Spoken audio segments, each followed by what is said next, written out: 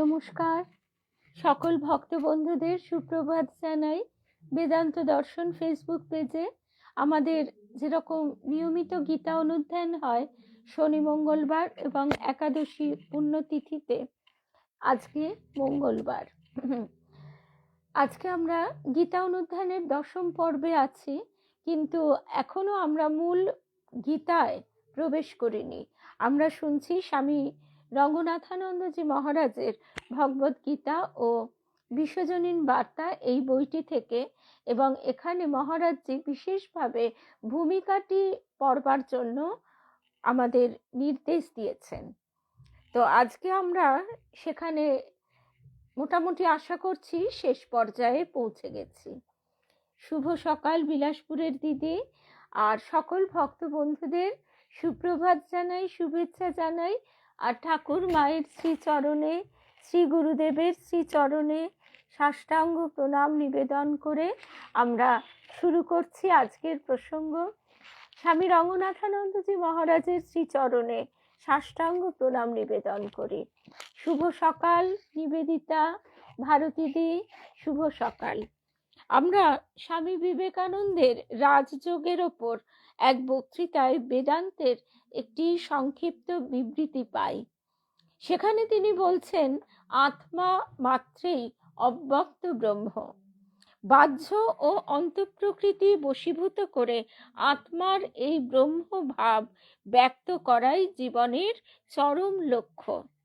কর্ম, উপাসনা, মনঃসংযম অথবা জ্ঞান, এগুলির মধ্যে এক বা একাধিক বা সকল উপায় দ্বারা এই ব্রহ্মভাব ব্যক্ত করো ও মুক্ত হও। এটি ধর্মের পূর্ণাঙ্গ। মতবাদ, অনুষ্ঠান পদ্ধতি, শাস্ত্র, মন্দির বা অন্য বাহ্য ক্রিয়াকলাপ ধর্মের গৌণ অঙ্গ মাত্র, অর্থাৎ ওইগুলি পদ্ধতি, এক একটি সোপান। সেগুলির সাহায্যে আমরা অতিক্রম করতে পারি এই দুরূহ পথ। এই দুরূহ পথ ক্ষুরের ধারার মতন কঠিন, কারণ আমাদের মনের মধ্যে এমনভাবে এটা এঁটে চেপে বসে আছে। এই সংস্কার জন্ম জন্মান্তর ধরে আমরা মহামায়ার এই আঙিনায় এমনভাবে অনিত্যকে নিত্য ভ্রমে বোধ করছি যে এখান থেকে বেরোবার জন্য আমাদের কিন্তু প্রবল সংগ্রাম করতে হয়। শুভ সকাল শর্মিলাদি, রুম্পা, সঞ্চিতা। আর সঞ্চিতা, আমাদের মেয়ে জামাইকে অনেক অনেক শুভেচ্ছা।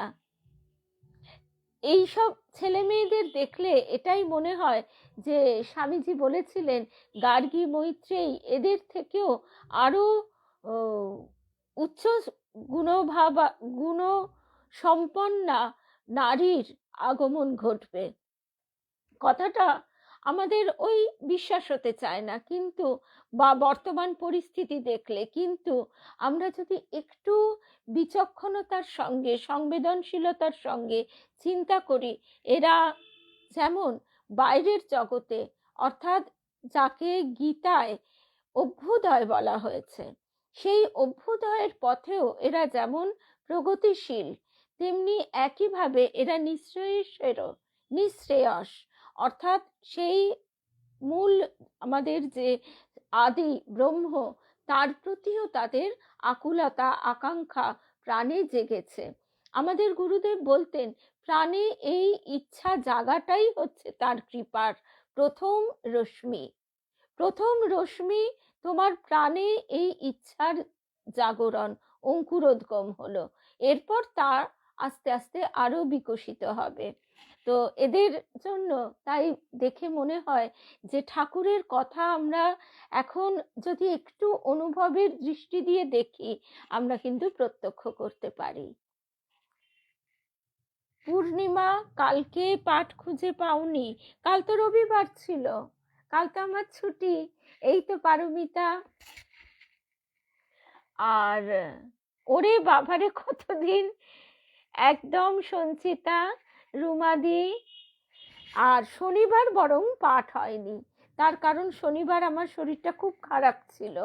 খারাপও ঠিক না, কিরকম জানো তো, এক এক সময় মনে হয় যে না, শুক্রবার আমাদের বরানগরে অপর্ণাদির বাড়িতে একটা খুব সুন্দর অনুষ্ঠান ছিল। তার গৃহমন্দির ঠাকুরের নাম গানে একদম ভরপুর হয়ে গেছিল। ভার্গবের ছাত্রীরা ছিলেন, তারপরে আরো আমরা আমাদের এরকম ভক্ত বন্ধুদের এক অপূর্ব সমবেত হয়ে যে ঠাকুরের নাম কীর্তন, সেই সন্ধেটি আমাদের কাছে এক পরম প্রাপ্তি। আমাকে রূপশ্রী বলেছিল বটে যে কিছু কিছু কি রেকর্ডিং করা হয়েছে, আসলে তা হয়নি। সকলেরই আজকাল যে সমস্যা, ফোনে জায়গা থাকে না, তা সেই জন্যে শুক্রবার হয়নি। আবার শনিবার শরীর খারাপ ঠিক নয়, কিরকম হয় অবস্থাটা, মনে হয় যেন চুপ করে বসে থাকি। এই কথাটা প্রথম পড়েছিলাম রবীন্দ্রনাথের লিপিকা কাব্যগ্রন্থে। সেখানে রবি রবি ঠাকুর বলছেন, এই মনের ভাবটাকে কি সুন্দরভাবে ব্যক্ত করছেন, যে এক একদিন মনে হয় নেশায় বুঁদ হয়ে বসে থাকি। কিসের নেশা সেটা যেন আমরা ঠিক বুঝেও বুঝতে পারি না, বাহ্যিক কোনো কিছুর নয়। ঠাকুর বোধহয় একেই বলেছেন যে সংসারে থাকবে একটু গোলাপি নেশা করে থাকা। একদম সেটা গুরুদেবই প্রাণে ঠেলে দেন তার কৃপায়। এবং এটি আমাদের জন্ম জন্মান্তর ধরেই এই কৃপা আমরা লাভ করছি। এ জন্মে যতটা অগ্রগতি, তারপর আরো একটু আরো একটু। কিন্তু আমাদের গুরুদেব আরেকটি কথা বলতেন, যে এইভাবে ঢিমে তেতালায় চললে হবে না। এ জন্মে যা হলো ঢের হয়েছে, বাকিটা পরে হবে। এই জন্মেই আমরা গতকাল ঠাকুরের কথায় এই কথাটাই শুনছিলাম, চরম ব্যাকুলতা, এমন কান্না, এমন ব্যাকুলতা, লোকে দেখতে দেখে ভাবছে নিশ্চয়ই এর মা মারা গেছে, তাই এ পাগল হয়ে গেছে। তো এই অনুভূতিগুলোকে মনে হয় যেন নিয়ে চুপটি করে বসে তার মুখের দিকে চেয়ে থাকি। দেবী মা আরেকটি কথাও বলতেন, যে এই ধ্যান করতে পারি না তো স্বাভাবিক। এবং এই কথা আমরা বলতাম যখন, তখন দেবীমা বলতেন কিচ্ছু করতে হবে না, শুধু ঠাকুরের, গুরুদেবের বা মায়ের একটি বড় ছবি রাখবে, আর সবচেয়ে ভালো হয় মায়ের এই ছবিটি হলে। এই যে এই ছবিটা তো আমি বারবার দেখাই, এমন আলো পড়ছে, এই যে মায়ের এই ছবিটা, কারণ এই ছবিটাতে মা একদম আমাদের চোখের দিকে তাকিয়ে আছেন। আমরা বিয়ের সময় শুভ দৃষ্টি বলি এবং এটাকেই আমরা একেবারে মাথায় করে রাখি, কিন্তু আসল শুভ দৃষ্টি হয় যখন ভক্ত ভগবানের সেই পারস্পরিক দৃষ্টি বিনিময় হয়। তো এইভাবে যদি আমরা মুখের দিকে চেয়ে থাকি না, দেবী মা বলতেন যে তোমাকে কিছু করতে হবে না, তোমার মন যা করে করুক, তাকে করতে দাও, কিন্তু দেখবে ধীরে ধীরে তিনি তোমার ভেতরে নানা রকম ভাবের তরঙ্গ তুলবেন, এবং সেই ভাব নিয়ে তখন তুমি বুঁদ হয়ে যাবে, এবং সেটি আস্তে আস্তে ক্রমে ধ্যানে রূপান্তরিত হবে। শুভ সকাল চিনুদি, জয়ন্তীদি, লক্ষ্মী। এই যে পারমিতাও মনে হয় চুপ করে বসে থাকি। ছন্দাদি, শুভ সকাল। আর সেদিন মনে হয় না যে কারোর সঙ্গে কথা বলি বা কিছু, এবং বাড়িতে তারা যে কথা বলছে, তারা যে নিত্যদিনের কথাবার্তায় আছে, তার জন্যও যে কোনো বিরক্তি উৎপাদন হয় তাও হয় না। অদ্ভুতভাবে আজ সকালের একটা অনুভূতির কথা একটু শেয়ার করি। আমার ছোট্টবেলায় আমার বাবা আমাকে যখন বলতো, যে তখন আজকে অসুবিধা হচ্ছে কিনা একটু জানিও, কারণ আমাদের পাশেই ওই গড়িয়াহাটে চাকরি করে তো দোকানে, আর এদের সংস্কার, এদের আনন্দটা এরকম, ডিজে চালিয়ে দিয়েছে সকাল থেকে, ছেলের জন্মদিন প্রথম বছরের। তো যাই হোক, সারা পাড়া জুড়ে ধুন্ধুমার কাণ্ড।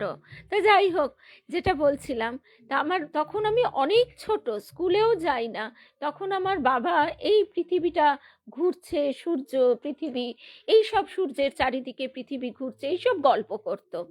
এবারে বলতো যে তুমি অনুভব করতে পারছো না যে এই পৃথিবীটা ঘুরছে, কেন পারছো না?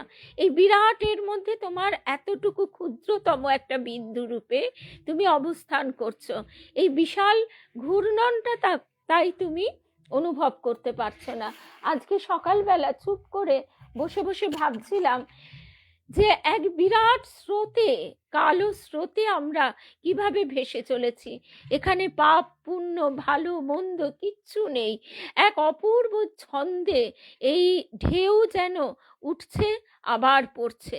এবারে সেই ঢেউয়ের মধ্যে আমরা রয়েছি, এখানে আমাদের পৃথক পৃথক অস্তিত্ব আমরা অনুভব করছি, কিন্তু এক সময় যেন মনে হচ্ছে সমস্ত কিছু মিলেমিশে একাকার।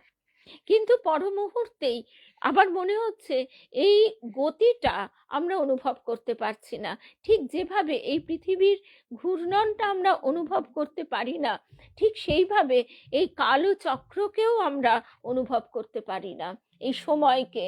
আজকে আমরা যদি ভাবি, আজকে মাত্র 22 বছরের ব্যবধানে এই আমার যে সন্তান, আমার বলে না, প্রত্যেকের, যারা মায়েরা বিশেষ করে যাকে প্রতি মুহূর্তে দেখেছে, সেও তো ভুলে গেছে তার এক একটা বয়সের এক এক রকম আচরণ, এক এক রকম মুখ, দেহ কতখানি অন্যরকম ছিল, সেটা কিভাবে বদলে বদলে গেছে। ছবির মাধ্যমে হয়তো আমরা কিছুটা রিকালেক্ট করতে পারি, কিছুটা স্মৃতি আসে, কিন্তু না হলে এটা আমাদের কারোর মনে থাকে না। ঠিক এমনি ভাবে স্বামী প্রেমেশানন্দজি মহারাজ বলছেন, আমরা 2-3 দিন আগে দুপুরবেলা কি আহার করেছি সেটাও ভুলে যাই। তা সুতরাং আমরা আমাদের কত জন্ম জন্মান্তরের কথা ভুলে গেছি। দেবীমা একদিন বলেছিলেন যে ঠাকুর যেদিন তাকে সেই দৃষ্টি খুলে দিয়েছিলেন, সেদিন তিনি অবাক বিস্ময়ে ভাবছেন, এই এত, এরা সবাই আমার বাবা মা ছিলেন, আমার ভাই বোন ছিলেন, তাহলে আমি কাদের ভালোবাসবো, কাদের প্রতি আমি আসক্ত হব? যেহেতু তিনি জন্ম জন্মান্তর ব্রহ্মচারিণী ছিলেন, তাই তার স্বামী সন্তানের প্রসঙ্গ আসেনি। তারপরে আমি এই কারণেই শুধুমাত্র লালজির কাছে গিয়ে একটাই প্রার্থনা করেছি যে মায়েদের কাছে যখন আবারও এসে পড়েছি, তখন যেন মায়েদের কাছে আর ভুল না হয়। দেবীমাকে আমরা পেয়েও বুঝতে পারিনি যে একজন সাধিকার কাছে থাকার নিশ্চয়ই একটা তাপ সংস্কার রূপে আমাদের ভেতরে ছাপ ফেলেছে, কিন্তু সেভাবে তো বুঝিনি। তা আজকে এই কথাটুকুই আমাদের ধ্যানের বিষয় হতে পারে। আত্মা মানেই অব্যক্ত ব্রহ্ম, বাহ্য ও অন্তঃপ্রকৃতি বশীভূত করে আত্মার এই ব্রহ্মভাব ব্যক্ত করাই জীবনের চরম লক্ষ্য। আমরা যখন প্রাচীন সাধুদের কথা শুনছিলাম মা শারদা সেবাশ্রম থেকে,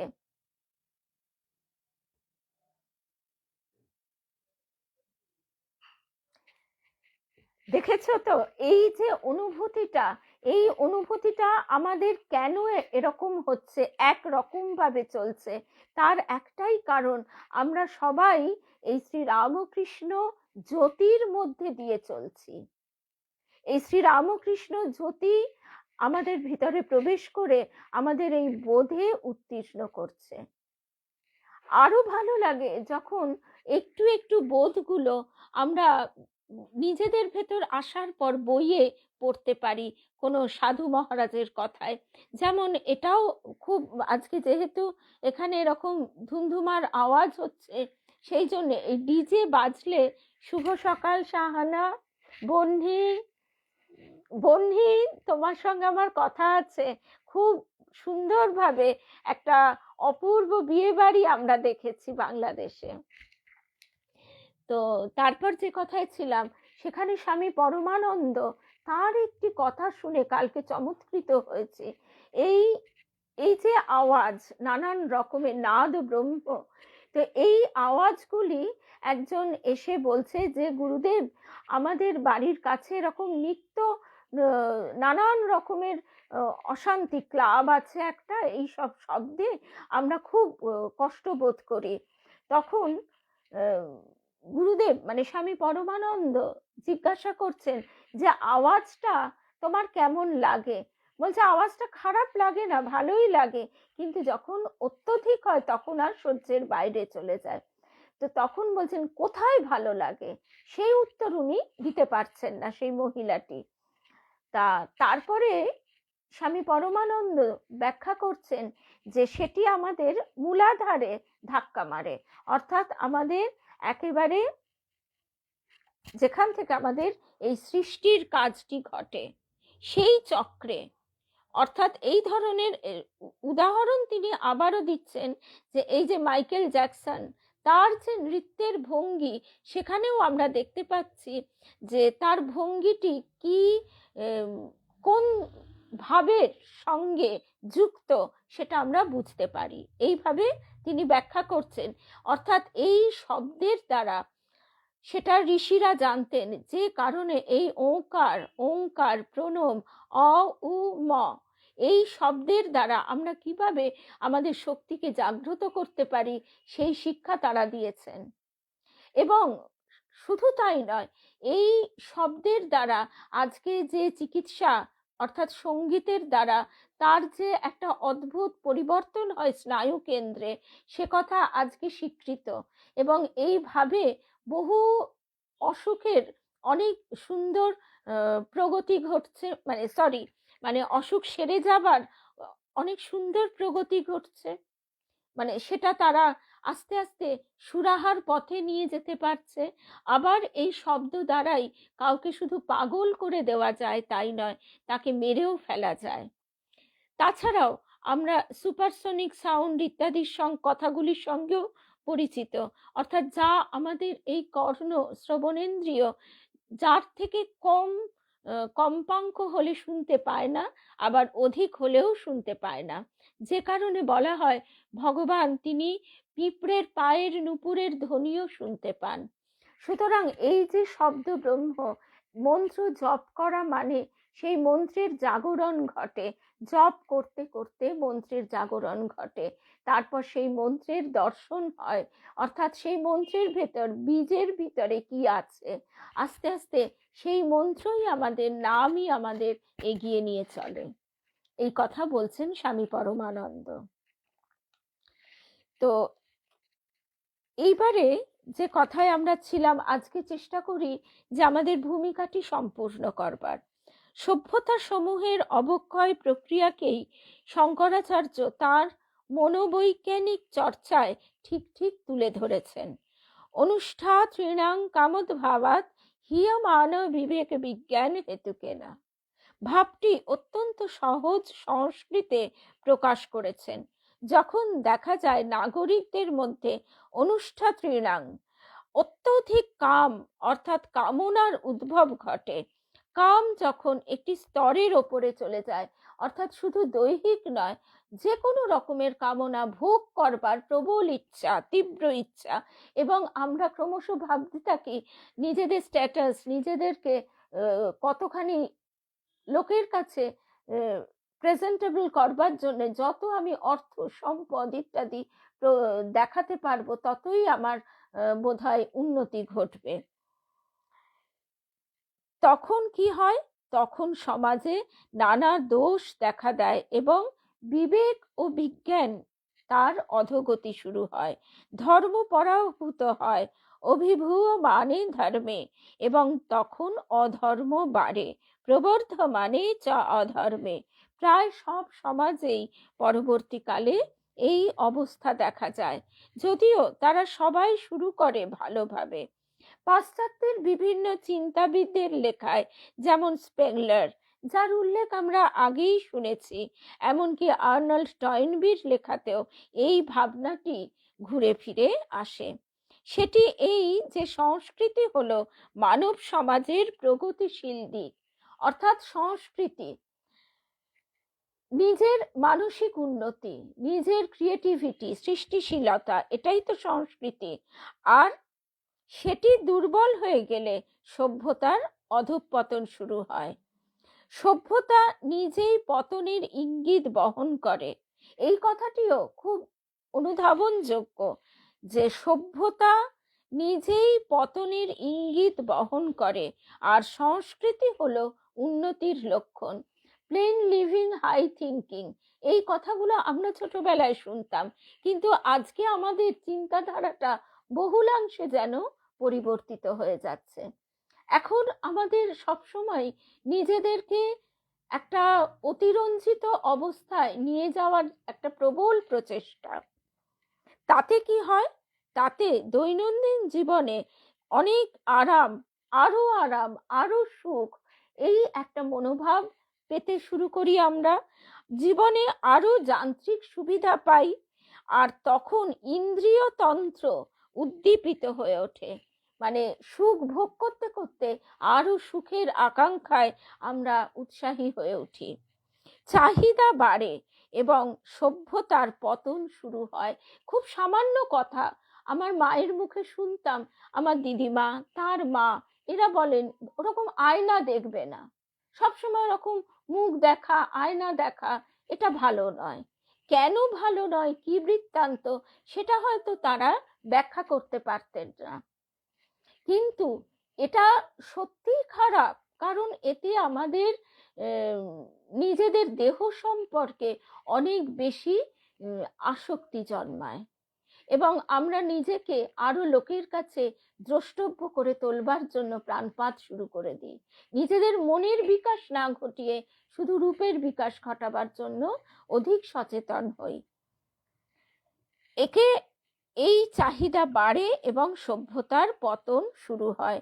আমরা কঠোর পরিশ্রম করে জাতি গঠনের সাধনা করি, তখন আমরা থাকি হতে থাকা এই পর্বে, কিন্তু তা থেকেই ক্রমে যখন আমাদের এটা মনে হয় যে হয়ে গেছে, তখন আমাদের পতনের শুরু। অর্থাৎ এই যে স্যাটিসফ্যাকশন, আর কিছু পাওয়ার নেই, আমরা এমন একটা পর্যায়ে পৌঁছে গেছি যে আমরাই এখন সারা পৃথিবীর ওপর একচ্ছত্র আধিপত্য বিস্তার করব। তখন বা আমাদের কথাই শেষ কথা, এ কথা তো আমরা বর্তমান জিওপলিটিক্স যদি একটু একটুও শুনে থাকি, তাহলে এটা আমরা খুব সুন্দর বুঝতে পারছি যে এই ভাবটা কিন্তু আস্তে আস্তে পতনের সূত্রপাত ঘটায়। একজন গরিব লোক, খুব এই কথা আমরা আগের দিনও শুনছিলাম, আর্থিক সাম্রাজ্য গড়ে তুলল, গরিব লোক খুব কেটে কুটে, তার ছেলেকে সংগ্রাম করতে হলো না, সেই সম্পদের ওপরে বেঁচে থাকে, ফলে দুটো একটা প্রজন্মের মধ্যেই পতনের সূত্রপাত হয়। এইভাবে সুখ স্বাচ্ছন্দ্য আর আরামের সব রকম বন্দোবস্তের মধ্যে সংগ্রামের আর কোনো প্রয়োজন থাকে না, ফলে মানুষের অন্তর্নিহিত বীর সত্তাটি তখন শ্বাসরুদ্ধ হয়ে যায়। তো আমাদের ভারতীয় সংস্কৃতি এই সমস্ত পর্বের মধ্যে দিয়ে গেছে। বৈদিক যুগের মহান সংস্কৃতির কথা ধরা যাক। শুভ সকাল সর্বরিদি, না সর্বরী, আর মিনাদি, সাহানা, শুভ সকাল। তারপরে আমরা যদি দেখি সেই সময় মানুষকে কত কষ্ট সহ্য করতে হয়েছে, কিন্তু মানুষের মন ছিল সক্রিয়, তেজময়, প্রচুর প্রাণ শক্তি সম্পন্ন। এটি চলেছিল মহাকাব্যের যুগ পর্যন্ত। এখন মহাকাব্যের যুগের ঐতিহাসিক তথ্য প্রমাণাদি আমরা হয়তো পাই না, তার কারণ হচ্ছে অনেক, কারণ বহু পুঁথি পুড়িয়ে দেওয়া হয়েছে, বিশেষ করে নালন্দা বিশ্ববিদ্যালয়ে একেবারে সমস্ত জিনিস নষ্ট করে দেওয়া হয়েছিল বিধর্মীদের আক্রমণে, বারে বারে বারে বারে।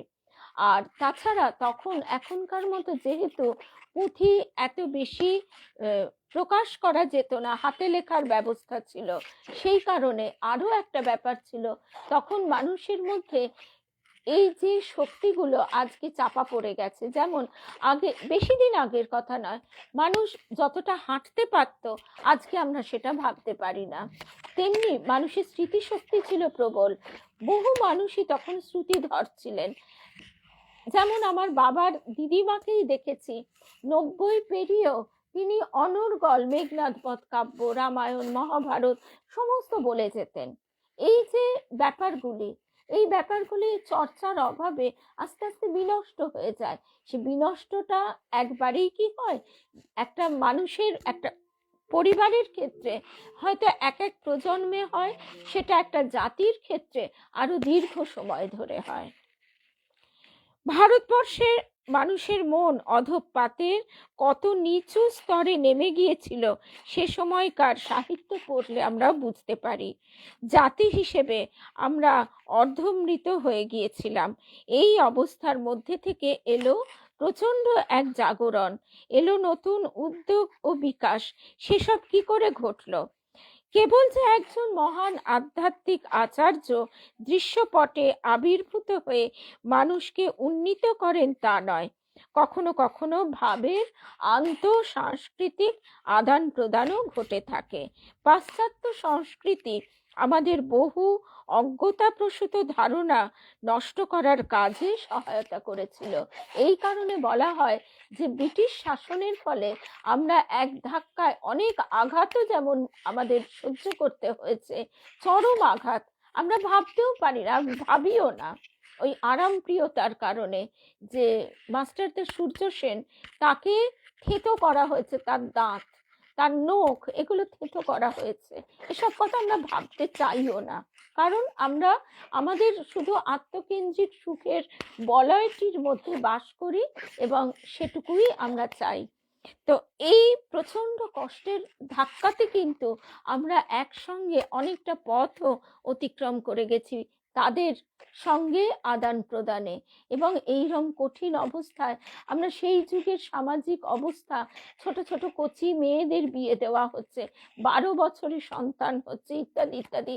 সমাজের মানে একেবারে কি বলবো, প্রত্যেকটা আনাচে কানাচে যেন অবক্ষয়ের চূড়ান্ত প্রকাশ ঘটেছিল। বিভিন্ন সংস্কৃতির ভাব বিনিময় কতখানি প্রয়োজন সেটা আমরা কিন্তু তারপরে দেখছি যে ঊনবিংশ শতকে ভারতবর্ষ জন্ম দিয়েছিল, শুভ সকাল কল্যাণীদি, বহু মনীষীর, বহু মহান চিন্তাবিদের এবং দূরদর্শী নেতৃবৃন্দের।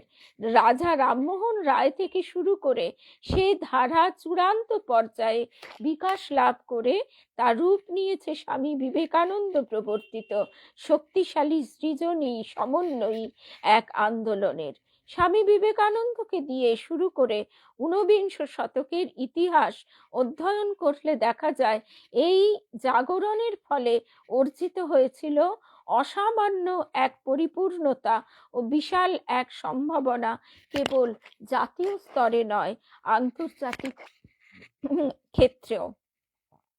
কিন্তু আমরা সেটাকে ধরে রাখবার জন্য যতটা এফোর্ট দেওয়া প্রয়োজন সে এফোর্ট আমরা আর দিইনি। ঊনবিংশ শতকের পাশ্চাত্যের গতিময় সংস্কৃতির সংস্পর্শে এসে আমাদের যে প্রচন্ড জাগরণ ঘটেছিল তার শক্তিকে স্বামী বিবেকানন্দ এইভাবেই নির্দিষ্ট এক খাতে প্রবাহিত করেছিলেন। এবং সেই খাতে আজকে এই কথা গুরুদেবের কাছেও শুনেছি, স্বয়ং ঠাকুর বলছেন যে এখন এমন একটা সময় যে তুমি যদি তার শরণাগত হও, অহংকে বলিদান করবার জন্য সচেষ্ট হও, শুধু চেষ্টাটুকু যদি করো, তাহলেই দেখা যাবে তোমার আশপাশ দিয়ে বহু ভালো কাজের সুযোগ ঘটছে। কিন্তু অনেকে নেবে না, কারণ এখনো সে তৈরি হয়নি। এইভাবে একটা কাজ আমরা আমাদের জীবদ্দশায় আমাদের সময়টুকুকেই অনেক বড় বলে মনে করি, বাস্তবিক তা তো নয়। সুতরাং আমরা এর জন্য অধৈর্য হই, হাল ছেড়ে দিই। কিন্তু তাদের দূরদৃষ্টি এতটাই প্রসারিত যে তারা বলছেন, স্বয়ং ঠাকুরের শ্রীমুখ নিঃসৃত কথা গুরুদেব বলছেন, দেবীমা বলছেন যে এইভাবে যে যে কাজ পারে তাকে দিয়ে ঠাকুর সেই কাজ করিয়ে বিন্দুকে সিন্ধুতে মিলিয়ে নেবেন, যেটা আমরা কিনা আগে কল্পনাই করিনি যে আমার দ্বারা এটা সম্ভব। এটা তো একেবারে চাক্ষুষ। এবং এই কথাগুলো যখন শুনতাম তখন তো এর কোনো প্রকাশ, বাহ্যিক প্রকাশ যেহেতু দেখিনি, সেহেতু কথাগুলো সর্বানিধির ভাষায় মনে হতো বাজে ভ্যার ভ্যার। সর্বানিধি নিজেই স্বীকার করেছে যে বলে ওই বসে বসে ওই বাজে ভ্যার ভ্যার গুলো শুনতে যে খুব ভালো লাগতো তাও নয়, কিন্তু শুধু যেতাম কেন, গুরুদেব দেবীমার একটা অসম্ভব ভালোবাসা, এক মধুর আকর্ষণে। এবং আমাকেও যে গুরুদেব খুব বেশি কিছু বলতেন তা নয়, কিন্তু যেটুকুও শুনেছি তা বোধগম্য হতো না। শুধু অবাক হয়ে ভাবতাম যে তারা সাধক সাধিকা, ঠিক এই কথাটাই ভাবতাম, তারা সাধক সাধিকা। এই কথাগুলো শুনে আমার কি হবে, আমার কি উন্নতি হবে, আমার কি পরিবর্তন ঘটবে, এইটা আমার মনের মধ্যে খুব মাঝে মাঝে উথাল পাথাল হতো। আবার সেটা সংসারে ফিরে এসে ভুলে যেতাম, কেননা ওই কামনা বাসনার কামড়গুলো তো থাকে। এবার গুরুদেব যে বলতেন, এই কথাটা তো বারবার শুনেছি, তোদের মনের ঘরে ঝাড় দিই। অর্থাৎ তিনি কৃপা করে আমাদেরকে ওই কোলে করে দু একটা ধাপ উঠিয়ে নেন। যেমন গুরুদেব আমাদের এরম ভাবে, এখন সেটা ভাবি বুঝি, এরকম নাভির কাছ থেকে, পেটের কাছ থেকে হাত রেখে এরম করে করে হাতটা এরম করে তুলতেন আর বলতেন, জয় তারা তারা বল, মায়া মোহ কি পর্দা খোল। আর আমি হাঁ করে তাকিয়ে থাকতাম, তার কোনো অর্থবোধ হতো না। আসলে এই আসক্তি থেকে মুক্তি তার কৃপা ব্যতীত সম্ভব নয়। আর নিজের ঐকান্তিক ইচ্ছা, আমরা সেই ইচ্ছাটাও ঐকান্তিক ভাবে করি না, কারণ তাতে আমাদের মনে হয় আমরা নিরালম্ব বোধ করব, আমাদের পায়ের তলার জমিটা শূন্য হয়ে যাবে। তো তারপরে আমরা দেখছি যে এই ভারতবর্ষে বিদেশি রাজনীতিক শাসনের অধীন থাকলেও পশ্চিমের অসামান্য চিন্তা পদ্ধতির প্রভাব আমাদের ওপর পড়েছিল। তার আগে আমাদের অবস্থা হয়েছিল একটা যেন সংকীর্ণ গোষ্ঠীবদ্ধ দৃষ্টিভঙ্গি নিয়ে একটা খাঁজে আটকে যাওয়ার মতো। তখনকার অবস্থাকে বিবেকানন্দ তুলে ধরেছেন তার কলম্বো থেকে আলমোড়া শীর্ষক বক্তৃতাগুলির মধ্যে। সেই গ্রন্থটিতে স্বামীজি বলছেন, যেসব জিনিসের কোনো মানে নেই, যেসব জিনিস আগাগোড়া অর্থহীন আজগুবি, তাদের নিয়ে পুরনো সব আলাপ আলোচনা আর ঝগড়া বিবাদ দূর করে ফেলে দাও।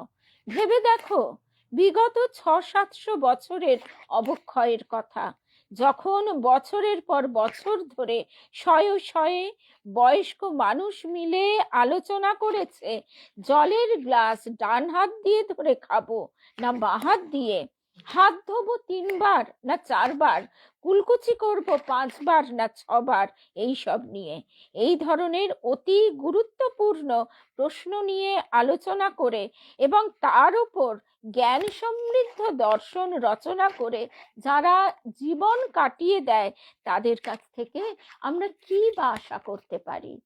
এই কথাটা বলবার সৎ সাহসই তো তখন মানুষের ছিল না। ব্রিটিশের সংস্পর্শে এসে এই সব অভ্যাস জোর ধাক্কা খেল। এবং একথা আমাদের গুরুদেব এটাও খুব সুন্দর বুঝিয়ে দিতেন যে বর্তমানের অবস্থা দেখে আমাদের প্রশ্ন জাগতো তো বারবার। আর তখনই এত এত বইও পড়িনি যে শুধু গুরুদেবের কথাই শুনতাম, আর এত বই পড়বার তো মানে সুযোগও ছিল না, বা এত ভাবের আদান প্রদান ছিল না। তাই আমরা ভাবতাম, এই যে গুরুদেব বলেন ঠাকুরের আগমন থেকে সত্যযুগ এসে গেছে, তাহলে কি এই অবস্থা সত্যযুগের? এ প্রশ্ন তো আমাদের সবার থাকতো। তখন গুরুদেব বোঝাতেন যে একটা পচা জমিকে নতুন করে যদি সেখানে একটা নতুন নগর গড়তে হয়, সেখানে একদম একটা নগর গড়তে হয়, তাহলে সেখানে আগে তো পচা পাঁকগুলো তুলতে হবে, আগে তো মন্থন, এই আবর্জনা দূর করবার সময় একটা বিশৃঙ্খলা সৃষ্টি হবেই।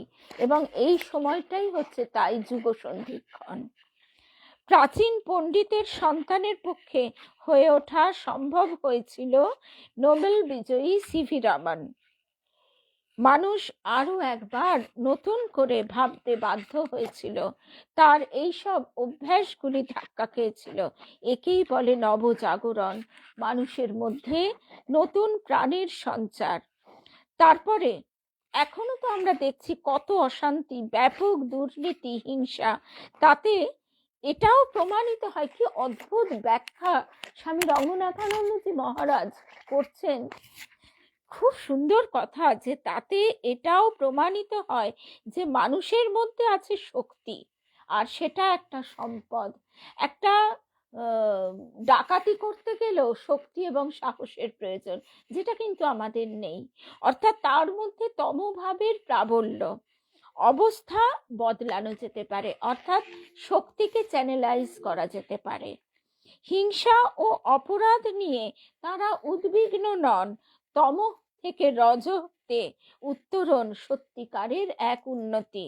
রজতে অবস্থানকালে মানুষ তার নিজের তথা সমাজের কাছে একটা সমস্যা হয়ে দাঁড়ালেও, অর্থাৎ রজগুণ যার, তার মধ্যে অধিক কর্মচঞ্চলতা, কর্মপ্রবণতা থাকে। তম নামক নিষ্প্রাণতা থেকে রজতে পৌঁছানো অবশ্যই একটা উন্নতি। আমরা আমেরিকা বা এই ধরনের ফার্স্ট ওয়ার্ল্ড কান্ট্রিতে আমরা রজগুণের প্রবল বিকাশ দেখতে পাই, কিন্তু আলটিমেটলি যেহেতু সত্যগুণের প্রভাব তাদের মধ্যে কমে গেছে, সেই হেতু তারা আস্তে আস্তে কিন্তু ভেঙে পড়ছে। এইখানেই গীতা আমাদের শিক্ষা দিচ্ছে যে এই রজগুণ এবং সত্যগুণ, এই দুটিকে নিয়ে কিভাবে সামঞ্জস্য করে চলা, যাতে তমগুণের প্রভাব একদম কমে যায়। কারণ সত্য যুগে সেটাই ছিল। সত্য যুগের পর আস্তে আস্তে রজগুণ বৃদ্ধি পেতে শুরু করে, সত্যগুণ কমতে শুরু করে, তারপর কলিতে তমগুণের প্রাবল্য চূড়ান্ত হয়। এইবার আবার আমাদের সেই চক্র বিবর্তিত হচ্ছে, আবার চাকা ঘুরে যাচ্ছে, আবার আমাদের প্রচেষ্টা শুরু হয়েছে নিজেদের ভিতরে সত্যগুণের প্রভাব জাগানোর, অর্থাৎ পশুত্ব থেকে মনুষ্যত্ব, মনুষ্যত্ব থেকে দেবত্বের পথে এগিয়ে চলা। এর পরের ধাপে উঠতেই হবে, এবং সেটা হলো সত্য, যা আসলে নিয়মানুবর্তী ও সৃজনশীল শক্তি তথা মানবোচিত শক্তির এক অসামান্য পর্যায়। অর্থাৎ সুন্দরভাবে গার্হস্থ্য ধর্ম প্রতিপালন করা, এটাও কিন্তু রজ এবং সত্য গুণের আধিক্যে এক অপূর্ব অবস্থা। কারণ যথার্থ গৃহস্থাশ্রম যদি সমাজে গঠন না হয়, তাহলে কখনোই অধিক সত্যগুণ সম্পন্ন শিশুর আবির্ভাব ঘটবে না, অর্থাৎ সমাজে প্রকৃত ত্যাগী সাধুর আবির্ভাব ঘটতে পারে না। ভারতবর্ষ এই শিক্ষা লাভ করেছে কেবল আধ্যাত্মিক আচার্যদের কাছ থেকে নয়, তার রাজনীতিক নেতাদের কাছ থেকেও। যেমন লোকমান্য বালগঙ্গাধর তিলক, সুভাষচন্দ্র বসু, মতিলাল নেহেরু প্রভৃতি নেতৃবৃন্দ যাপন করেছেন মহৎ জীবন। জাতির স্বার্থে তারা ত্যাগ করেছেন সবকিছু, অর্থ, শারীরিক সুখ স্বাচ্ছন্দ্য, মানুষের সেবায় আর্জিকর। আজকে তার কথা আমরা মনে করছি বোধহয় রূপকথা, কারণ তিনি বিদেশ থেকে ডাক্তারি শিখে এসে তিনি কি করলেন, তিনি তার সমস্ত কিছু দান করে দিলেন এই দরিদ্র ভারতবাসীর দিকে তাকিয়ে। তারপরে তিনি ভিক্ষা করতে শুরু করলেন সাইকেল চালিয়ে চালিয়ে।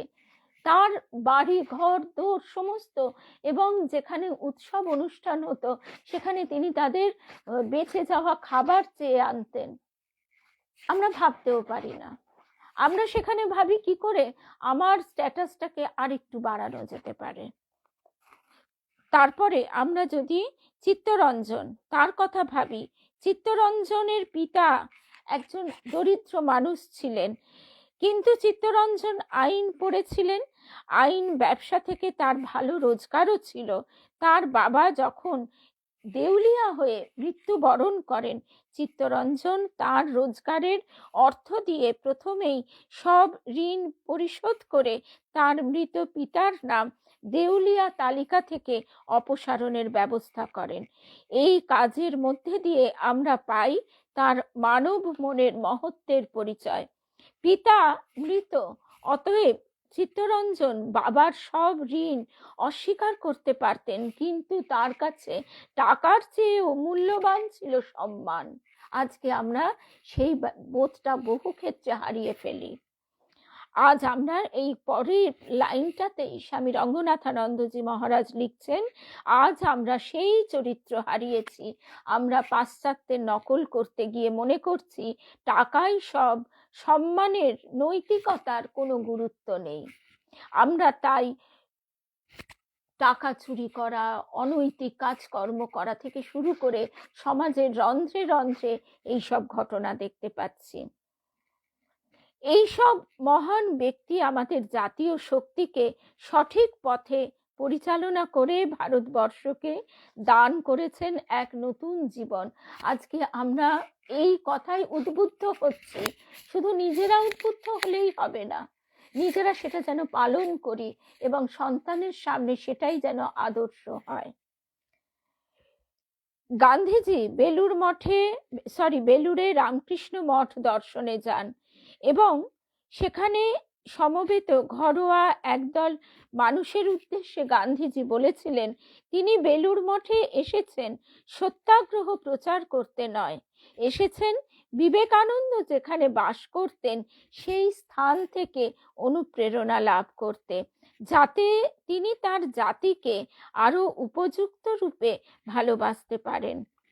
বিবেকানন্দকে পড়ে আমার ভারত প্রেম হাজার গুণ বেড়ে গেছে। স্বামীজির উদ্দেশ্যে এইভাবে শ্রদ্ধা জানিয়েছেন গান্ধীজি।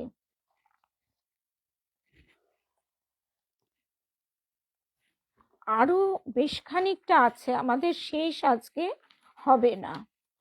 তাহলে আজকে আমরা এই অবধি শুনলাম, যাতে আমরা এর পরের দিন মানে পরের পর্বে সবটার ভূমিকার অংশটুকু শেষ করতে পারি। এবং খুবই ভালো হলো যে শিবরাত্রির পূর্ণ মানে লগ্ন থেকে, পূর্ণ তিথি থেকে এই সময়ে স্বামী পরমানন্দজি বলছেন যে হনুমান তার যেরকম তিনি সর্বদা রাম চিন্তায় বিভোর, সেই জন্য তার কাছে যেরকম কোনো মানে আলাদা করে তিথি বার নক্ষত্রের প্রভাব নেই বা তিনি সে চিন্তাও করেন না, সেটা হচ্ছে একেবারে উচ্চতম অবস্থা।